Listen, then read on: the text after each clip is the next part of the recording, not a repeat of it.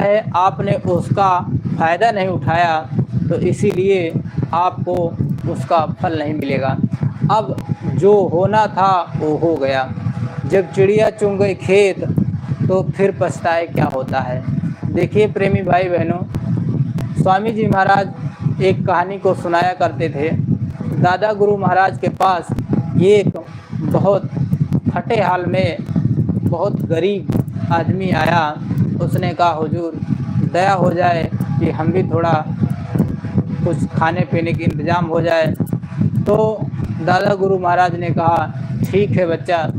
तो मान लो उसने धीरे धीरे काम किया और वो धनवान बन गया, इतना बड़ा धनवान बन गया।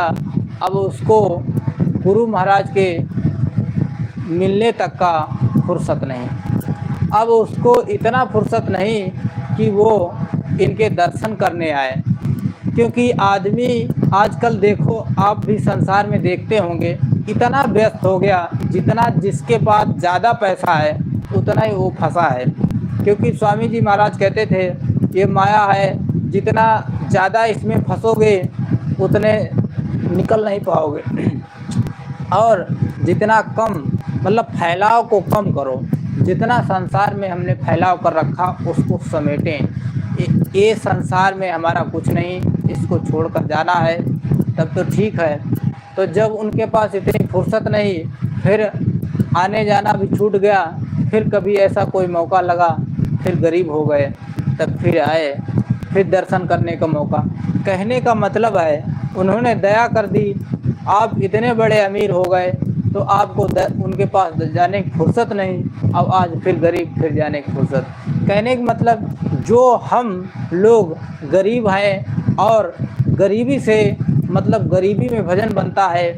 अगर मान लो सारी व्यवस्थाएं आपके पास हैं तो उसमें मन लगा रहता है व्यवस्थाओं में, ये काम कर लें वो काम कर लें, तो उसमें मन फंसा रहता है। जब आदमी शून्य पर उतरता है, जब एकदम शून्य हो जाता है, तब उसका मन लगने लगता है कि भाई ये तो सच्ची चीज़ है। तब दूसरी जगह मन नहीं जाता, क्योंकि उसके पास कोई ऑप्शन नहीं है। ऑप्शन मतलब उसके पास जब ऑप्शन होता है भाई ये काम कर लें वो काम कर लें, ये ऑफिस का काम कर लें, ये पढ़ाई कर लें, ये नौकरी हमारे बच्चे की लगनी है, वो फलाने रिश्तेदार आना है, वो मकान बनवाना है। मान लो 50 प्लॉट हैं आपके पास, तो 50 में 2 कहीं गड़बड़ हो गया तो उसी में मन लगा है। अब एक और नहीं है, बस सुबह शाम तक कमाई किया, खाए पिए, भजन किए, सो गए।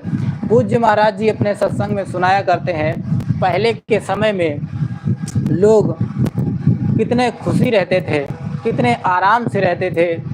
10-20 मील में उनकी ज़िंदगी थी और उसी में वो आराम से कमाते थे। पूरा परिवार एक ही कोठरी में रहता था और शाम को गा बजा कर सो जाते थे। फिर सुबह प्रेम से उठते थे, सब लोग मिलजुल कर अपना काम करते थे। तो और आज के दिन पर देख लीजिए, अगर किसी के 4 लड़के हैं तो चारों कमरे में अलग अलग हैं, लड़की का कमरा अलग है, लड़के का कमरा अलग है। सबके पास एंड्रॉयड फ़ोन है, वो क्या कर रहा मोबाइल में कुछ पता नहीं। बता तो दिया है पिताजी पढ़ाई कर रहे हैं, पिताजी को तो पता है हमारा बच्चा पढ़ाई कर रहा है, लेकिन बच्चा क्या कर रहा है वो नहीं जान रहे, क्योंकि हमारे आँखों के पास नहीं है, ना ही हिस्ट्री से चेक करते हैं और हम लोगों का ध्यान भी नहीं जाता है। अरे बच्चा है छोड़ो जाने दो। जब कोई कांड कर देता है, जब कोई ऐसा कांड आता है जब बाप की गर्दन नीचे झुक जाती है, तब उसका होश आता है, हमको तो पता ही नहीं।